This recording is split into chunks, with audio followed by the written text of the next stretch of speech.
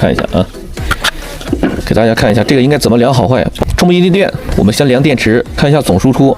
19伏正常，然后看一下每组的，从第一个开始，第二个，然后把第一个挪到第三个，然后再这样依次往前走，哎，电压都基本一致，总电压也是正常的，这边也是正常的，然后这个就是充不上电，这个就是保护板坏了，换保护板就好了。然后再看另一个总输出8肯定不对，然后我们一节一节量，3.0、3点几、3点几、3点几、3点几，